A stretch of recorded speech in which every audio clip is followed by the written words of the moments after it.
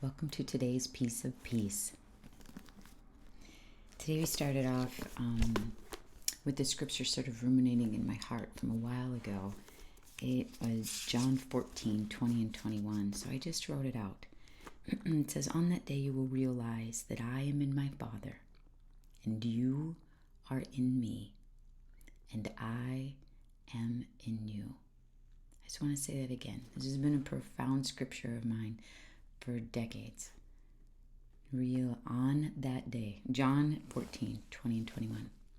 On that day, you will realize that I am in my Father, and you are in me, and I am in you. Let the truth of that just sort of sink in as we walk into a piece of peace today. Pretty profound, today's message, just to those that are really hurting in this time. Verse 21 goes on to say, "Whoever has my commands and obeys them, he is the one who loves me. He who loves me will be loved by my Father, and I too will love him and show myself to him."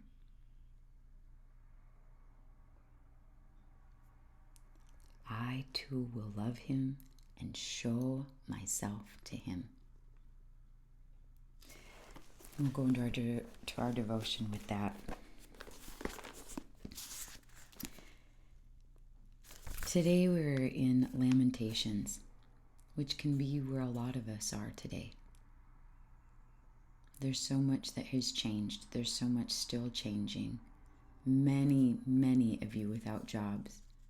Many of you with uncertainty. Many of us. Lamentations 3. We're going to start in 49 and go through 66. I'll read it entirely and then we'll break it down a little bit. "My eyes will flow unceasingly without relief until the Lord looks down from heaven and sees. What I see brings grief to my soul because of all the women of my city. Those who were my enemies without cause hunted me down like a bird. They tried to end my life in a pit and threw stones at me. The waters closed over my head, and I thought I was about to be cut off. I called on your name, O Lord, from the depths of the pit. You heard my plea. Do not close your ears to my cry for relief. You came near when I called you, and you said, 'Do not fear.' O Lord, you took up my case. You redeemed my life. You have seen, O Lord, the wrong done to me. Uphold my cause. You have seen the depth of their vengeance, all their plots against me. O Lord, you have heard their insults and all their plots against me, what my enemies whisper and mutter against me all day long. Look at them, sitting or standing. They mock me in their songs. Pay them back what they deserve, O Lord, for what their hands have done. Put a veil over their hearts, and may your curse be on them. Pursue them in anger and destroy them from under the heavens of the Lord."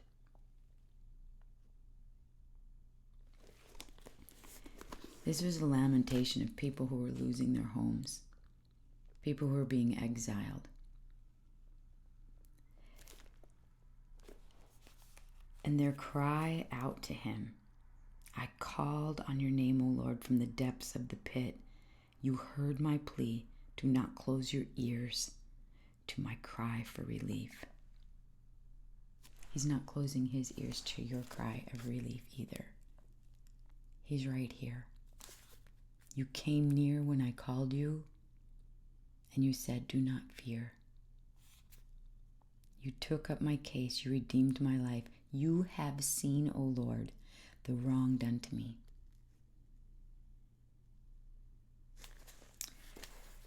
That brings us into our devotion, written by Amy Peterson in Our Daily Bread. You can download that app or order these booklets online.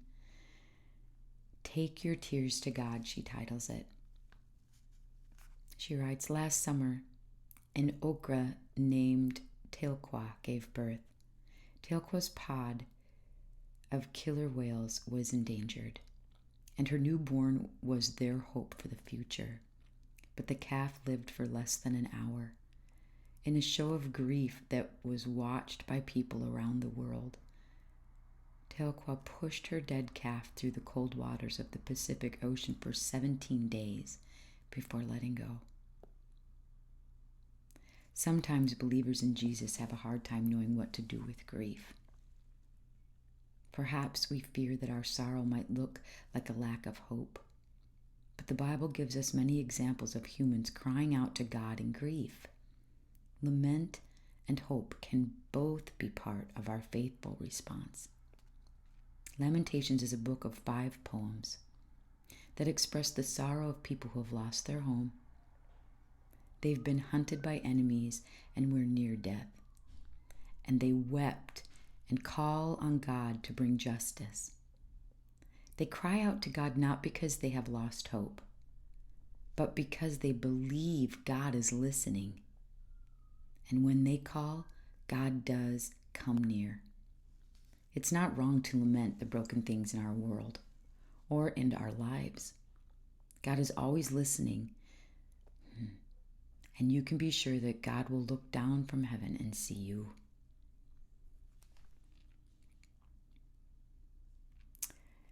Amy's prayer is, loving God, help us to remember that it's right to lament wrongness before we can begin to change it. She also puts a charge out. How can you practice bringing all your emotions to God? In this fearful and uncertain time, in this grieving time, how can you bring all these emotions to God?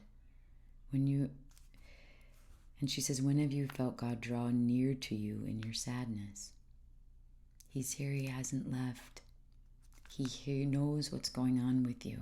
He sees your pain. He hasn't forgotten you. That brings us to Jesus calling this morning.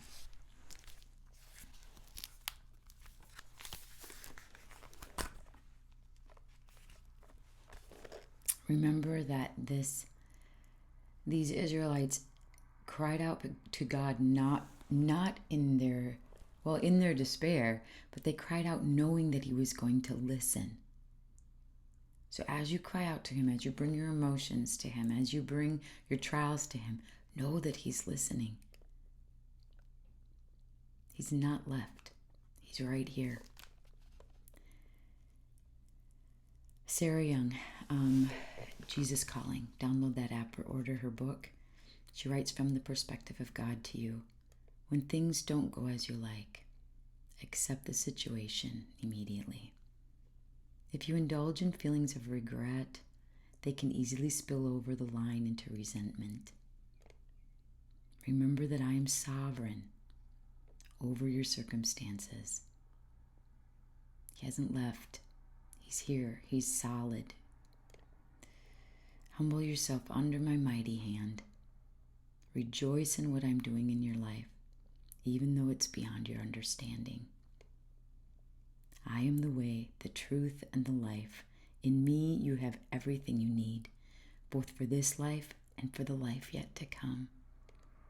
Don't let the impact of the world shatter your thinking or draw you away from focusing on me. It can have a tendency to do that. When things are going wrong, you can feel like God's not there to help you, but he is.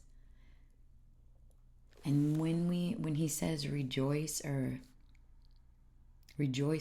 what I'm doing in your life, and sometimes it's hard to say, how can I rejoice in this? It would be almost like contradictory to what I'm feeling. But in a trust of what he's going to use it for, there's a rest and there's a peace. And in his presence is where we find joy. So if you can't muster up a joy, it's not something we crank out. This is something that as you draw into his presence, he gives you. Draw into his presence. Rest in his provision. See what he's doing. This isn't easy. This isn't easy, but he is there. I am the way, the truth, and the life.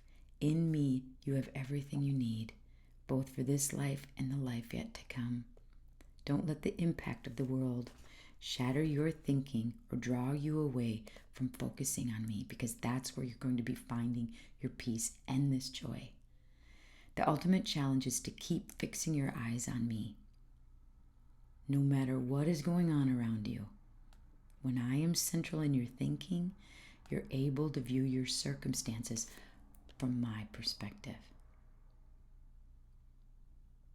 My prayer today is that you'll find your piece of peace in His presence when things have been hard and things have been uncertain. That's our piece of peace today. Blessings.